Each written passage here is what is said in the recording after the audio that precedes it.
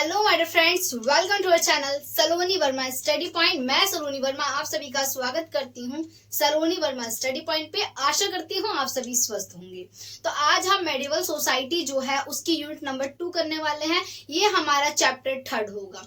तो देखिए हमारी यूनिट का नाम क्या है, नई सामाजिक व्यवस्था और संस्कृति की उत्पत्ति। यानी इसमें क्या है, इस्लाम धर्म की संस्कृति की किस प्रकार से उत्पत्ति हुई इसके बारे में हम जानने वाले हैं। देखिए किन किन चीजों को कवर करने वाले हैं। हम बेसिक इन्फॉर्मेशन यानी परिचय को जानेंगे कि इसमें हम क्या जानने वाले हैं। इसके बाद हम अरब और समाज और उसकी जीवन शैली के बारे में जानेंगे। यानी अरबी समाज में लोगों की जीवन शैली किस प्रकार की थी, लोग किस प्रकार से जीवन शैली यानी अपना जीवन यापन करा करते थे। इसके बाद हम जानेंगे इस्लाम धर्म का उदय उसका विस्तार। यानी इस्लाम धर्म जो है, मुस्लिम धर्म जो है, उसका उदय किस प्रकार से हुआ तथा उसका विस्तार किस प्रकार से हुआ, इसे हम जानेंगे। अब इसमें क्या है, इस्लाम धर्म में उम्मा का गठन। आप सोच रहे होंगे मैम ये उम्मा होता क्या है, तो इसके बारे में आपको बताऊंगी कि उम्मा होता क्या है। देखिए इसके बाद क्या आता है, खलीफा व्यवस्था। यानी जो खलीफा व्यवस्था होती क्या है इसके बारे में हम जानेंगे। ये खलीफा व्यवस्था जो है आप मान सकते हो कि इसे जब पैगंबर मोहम्मद जी का निधन हो गया तब उनके उत्तराधिकारी के रूप में उनकी पूरी की पूरी जिम्मेदारी जो है खलीफाओं को नियुक्त कर दी गई थी। इसके बाद आता है उम्मद वंश। हम जानेंगे कि उम्मद वंश होता क्या है। इसके बाद हम जानेंगे अब्बासी वंश होता क्या है, इसने किस प्रकार से शासन किया और इस्लाम धर्म को किस प्रकार से विस्तार किया। देखिए अगर हम बेसिक इंफॉर्मेशन की बात करते हैं तो इसमें हम जानने वाले हैं कि इस्लाम धर्म का उदय किस प्रकार से हुआ, इस्लाम धर्म की नींव किसने रखी थी, इस्लाम धर्म कितना पुराना है। तो अगर मैं आपको बताऊं इस्लाम धर्म सिर्फ जो है 14 साल पुराना है, इतना पुराना धर्म भी नहीं है। तो देखिए यानी एक नया धर्म है आप मान सकते हैं। इसमें अगर हम बात करें 6ठी शताब्दी ईसा पूर्व में इस्लाम धर्म की बात की जा रही है। देखिए अगर बात की जाए 6ठी शताब्दी ईसा पूर्व में इस्लाम धर्म से पहले दो प्रतिद्वंदी शक्तियां साम्राज्य में देखने के लिए मिलती हैं।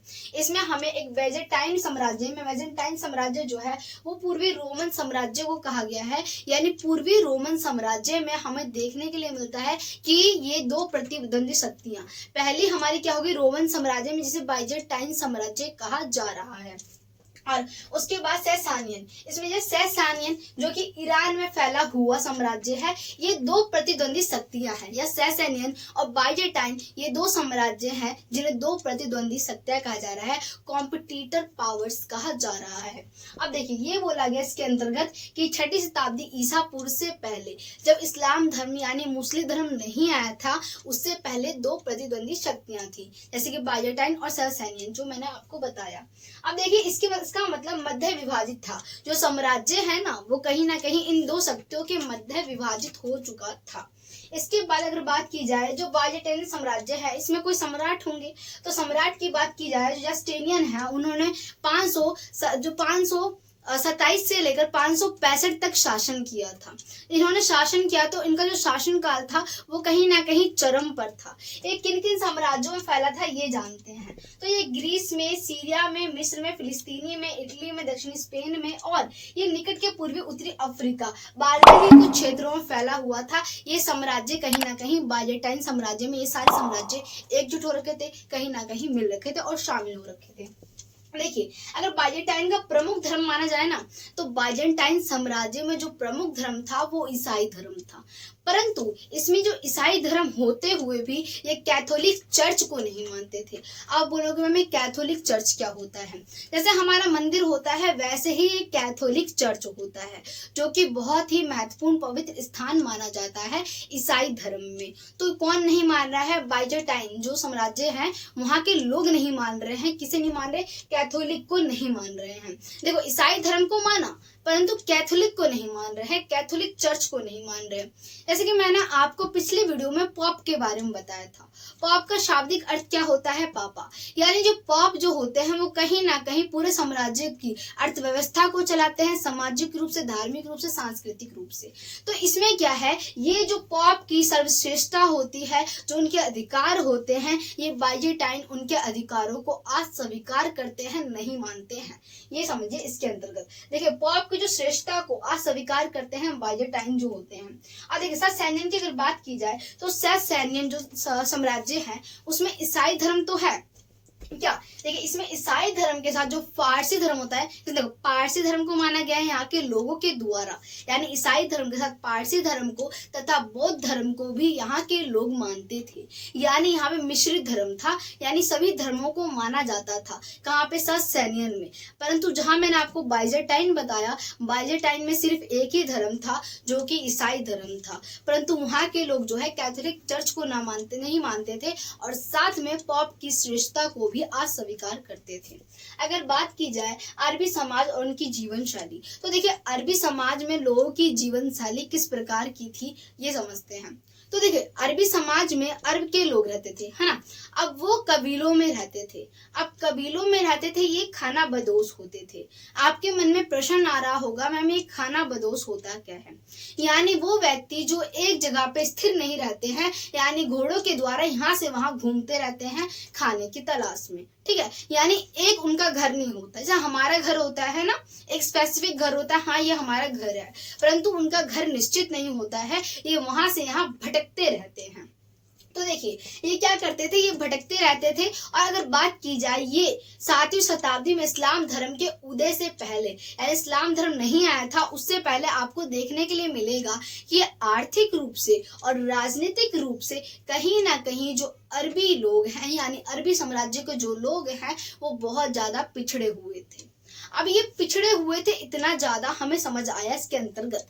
अब देखिए अरबी लोगों के अंदर कोई अगर आपकी बात बताई जाए कि अरबी लोगों में क्या था, तो देखिए ये पिछड़े हुए थे और साम्राज्य में अपने आप को बढ़ाने का प्रयास तो कर ही रहे थे। इसमें कुछ शासक थे। अगर बात की जाए कबीले होते हैं, तो देखने के लिए मिलता है कि 7वीं शताब्दी में एक नए धर्म का, नवीन धर्म का उदय होता है जिसका नाम इस्लाम पड़ता है, यानी इस्लाम धर्म का उदय होता है। अब इस्लाम धर्म के बारे में जाना जाए तो ये माना जाता है कि इस्लाम धर्म की स्थापना जो है पैगंबर मोहम्मद के द्वारा की गई थी। और ये माना जाता है कि पैगंबर मोहम्मद, जैसे आप मानते, आपने देखा होगा हिंदू धर्म में गीता को महत्वपूर्ण माना जाता है, इसी प्रकार से ईसाई धर्म में बाइबल को महत्वपूर्ण माना जाता है, पंजाबी धर्म जो होता है सिख धर्म, उसमें गुरु ग्रंथ साहिब को महत्वपूर्ण माना जाता है। इसी प्रकार से अगर इस्लाम धर्म की बात की जाए तो कुरान को बहुत ही महत्वपूर्ण माना जाता है। तो देखिए कुरान एक महत्वपूर्ण पुस्तक मानी जाती है। अब ये कहा जाता है कि पैगंबर मोहम्मद जी को अल्लाह के द्वारा स्वयं जो है कुरान की शिक्षाएं प्रदान की गई थी, उसके द्वारा पैगंबर मोहम्मद जी ने इस्लाम धर्म की स्थापना की। और फिर इसमें बताया गया कि इसमें किन किन कर्तव्यों के, यानी कौन कौन से नियम होते हैं। दिन में 5 बार नमाज पढ़नी चाहिए और रमजान के महीने में रोजा रखना चाहिए, खैरात बांटनी चाहिए, हज के लिए मक्का तथा मदीना जाना चाहिए। और ये माना जाता है कि पैगंबर मोहम्मद जी जो है अल्लाह के दूत माने जाते हैं। तो ये है। अगर बात की जाए आगे, अब देखिए इस्लाम धर्म के उदय का गठन और उपमा। अब देखिए उम्मा होता क्या है, आपके माइंड में आ रहा होगा। देखिए उम्मा जो है ये माना जाता है कि विश्वास करने वाला समुदाय था, विश्वासियों का समुदाय था, जिसने क्या किया था, जिसने ये एकजुट हो गए थे और इस्लाम धर्म का प्रसार कर रहे थे। इस उपमा में देखने के लिए मिलता है कि इसमें मुसलमान तो थे ही शामिल, परंतु इसमें गैर मुस्लिम भी देखने के लिए मिलते हैं जो कि मुसलमान नहीं थे। शायद वो इसलिए एकजुट होते हैं, ये कहा जाता है कि शायद वो इसलिए एकजुट होते हैं ताकि इस धर्म को संरक्षण दिया जा सके, सुरक्षा दी जा सके। और बाद में देखने के लिए मिलता है कि 630 में पैगंबर मोहम्मद जी ये कहते हैं कि वो धर्मांतरण पर जोर देना आरंभ कर देते हैं कि सभी लोगों को क्या करना चाहिए, धर्म को परिवर्तित करके इस्लाम धर्म को अपना लेना चाहिए। और उसके बाद आगे देखिए, इसके बाद हम खलीफा व्यवस्था के बारे में अगर जानते हैं तो खलीफा व्यवस्था में होता क्या है। देखिए खलीफा, जब पैगंबर मोहम्मद की मृत्यु हो जाती है 632 में, पैगंबर मोहम्मद की जब मृत्यु हो जाती है 632 में, तब उन जो है स्वराज्य का, यानी कि इस्लाम धर्म को और कौन बढ़ावा देगा, ये प्रश्न आता है। तो इसीलिए उत्तराधिकारी के रूप में खलीफाओं को नियुक्त किया जाता है राजनीतिक और धार्मिक नेतृत्व को बनाए रखने के लिए और इस्लाम धर्म का प्रसार करने के लिए। तो खलीफाओं में देखने के लिए मिलता है कि कई सारे 4 खलीफा देखने के लिए हमें मिलते हैं। तो देखिए जो 4 खलीफा आते हैं वो साम्राज्य का क्या शासन बेहतरीन तरीके से करते हैं। एक अबू बकर आते हैं, अमर आते हैं, उस्मान आते हैं और अली आते हैं, जो क्या करते हैं, साम्राज्य को कहीं ना कहीं और बढ़ाते हैं।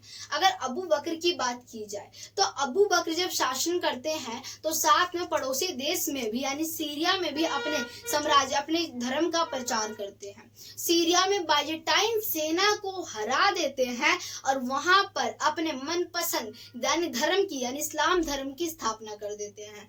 और जो अरब के लोग होते हैं, जो अरब के सैनिक होते हैं, उन्हें बहुत ही अच्छी तरीके से ट्रेनिंग दी जाती है लड़ाई की, ताकि वो युद्ध करने के लिए तैयार रहें। तो ये आपको देखने मिला। उसके बाद जब अबू बकर की मृत्यु हो जाती है, इनका शासन कब से कब तक होता है ये जानिए। 632 से लेकर 661 तक इनका शासन होता है। उसके बाद जो है आपको देखने के लिए मिलेगा कि अबू बकर की जब मृत्यु हो जाती है, उमर आते हैं, उसके बाद ये शासन करते हैं। फिर उसी के बाद आप देखोगे कि अली आते, इस प्रकार से शासन करना आरंभ कर देते हैं। इसके बाद अगर बात की जाए उम्मद वंश की, अब हम समझना शुरू करते हैं उम्मद वंश के बारे में कि उम्मद वंश की स्थापना किस शासक ने की थी। तो देखिए इसमें अगर बात की जाए, उम्मद शासक इस्लाम के मुख्य यानी कि खलीफा सन 661 से लेकर 750 तक रहे। यानी उम्मद वंश के जो शासक हैं ये बताया गया इस्लाम के मुखिया यानी कि इस्लाम धर्म के मुखिया थे, और यानी खलीफा कहा जाता है। खलीफा के पास पावर कितनी होती थी, आप बोल सकते हैं खलीफा के पास प्रधानमंत्री जितनी पावर होती थी, यानी इतनी शक्तियां होती थी। अब देखिए 661 से लेकर 750 तक मूलतः मक्का में रहने वाले उम्मदों ने अपनी राजधानी जो है दमिश्क को बना लिया था। दमिश्क में उन्होंने क्या अपनी राजधानी को बनाया और प्रथम 4 खलीफाओं के बाद सत्ता में आए। इसके बाद क्या है, जो उम्मद हैं वो 4 खलीफाओं के बाद जो है सत्ता में आए हैं। जब 4 खलीफाओं का अंत हो गया, उनके साम्राज्य का अंत हुआ, तब उम्मद वंश की स्थापना हुई, ये बताया गया इसके अंतर्गत। देखिए इसके बाद खलीफा वंशानुगत हो गए। वंशानुगत यानी वंश के आधार पर, यानी पहला खलीफा हुआ, फिर उसका पुत्र बनेगा खलीफा, फिर उसका पुत्र, इस प्रकार से वंशानुगत हो गए। इसके शासनकाल में इस्लामिक सेना को भी सैन्य सफलता बहुत मिली। अब उम्मद जो शासनकाल है उसमें इस्लामी सेना है, उसे बहुत सारी सफलताओं का सामना करना पड़ा, यानी बहुत सारी सफलता मिलती गई, ये बताया गया इसके अंदर। यानी सेना बहुत ही बेहतरीन थी। अब देखिए वह उत्तरी अफ्रीका होते हुए स्पेन तक पहुंच गए, यानी जो इनकी सेना है यानी क्या है, उत्तरी अफ्रीका होते हुए स्पेन तक पहुंच गए। इसी काल में जो है मुसलमानों ने मध्य एशिया सहित सिंधु पर सन जो है 712 में अधिकार कर लिया था। अब जब क्या हुआ, ये उत्तरी अफ्रीका होते हुए जब स्पेन पहुंचे तो उन्होंने क्या किया, इन्होंने सिंधु पर कब्जा कर लिया, 712 पर पूरी तरीके से अधिकार कर लिया सिंधु पर, ये बताया गया इसके अंतर्गत। अब देखिए उम्मद वंश ने, उम्मद वंश की बात की जाए तो इसमें टोटल जो है 14 शासक थे, जिन्होंने 90 सालों तक इन्होंने शासन किया था और 14 शासक हुए थे, ये बताया गया इसके अंतर्गत। अब देखिए यह उम्मदों के अंतिम जो अगर बात की जाए, उम्मदों में अंतिम व्यक्ति जो है परवान जो है द्वितीय की मिस्र की एक गिरजा घर में हत्या हो जाती है। जो मरवान है, मरवान एक राजा है बताया गया है, तो उनकी हत्या जो है एक गिरजा घर जो होता है उसमें हो जाती है, यानी गिरजा घर में उनकी हत्या कर दी जाती है। देखिए इसके बाद क्या है कि हत्या के साथ इसके वंश का अंत हो जाता है। जब बताया गया है जब उन शासक की हत्या हो जाती है तो इसके बाद इस वंश का यानी उम्मद वंश का अंत हो जाता है। अब देखिए एक नया राजवंश का जन्म होता है जो कि अवासी वंश होता है, उसके बाद अवासी वंश की स्थापना होती है। अवासी वंश के बारे में जानते हैं, ये वंश है क्या। तो देखिए बात की जाए अवासी वंश की, अवासी वंश के वंशजों ने बड़ी ही चतुराई के साथ यानी बहुत ही चालाकी के साथ इन्होंने ईरानी और सीरियाई के सहयोग से उम्मा वंश जो है उसका नाश कर दिया। जो उम्मा वंश के बारे में मैंने आपको बताया था, जो कि क्या इस्लाम धर्म को एकजुट करते थे और इस्लाम धर्म पर विश्वास करते थे, उस वंश का नाश कर दिया किसने, जो अवासियों ने इसका नाश कर दिया बड़ी ही चतुराई के साथ। अब देखिए इसमें बात की जाए खलीफाओं का पद, अगर बात की जाए स्वयं खलीफाओं का पद इन्होंने प्राप्त कर लिया। किसने? अवासियों ने इस पद को प्राप्त करने के लिए ही उम्मा वंश को जो है नाश कर दिया था। और उसके बाद क्या किया? खलीफा का जो पद प्राप्त करने के लिए इन्होंने इस प्रकार की क्रियाओं को किया था। अब देखिए, इस्लामी इतिहास में उवासियों का शासन काल जो है सभी राजवंशों में सबसे लंबा वंश माना जाता है। इसमें अगर बात की जाए कितने जो है राजवंश थे, तो देखिए इस वंश में 33 राजवंशों ने जो है 500 वर्षों तक शासन किया था। यानी 33 राजवंशों ने 500 वर्षों तक शासन किया था। सबसे लंबा शासन जो है किस राजवंश ने किया था? तो यही आता है अब्बासी राजवंश के शासकों ने किया था। तो यहीं पे ये हमारे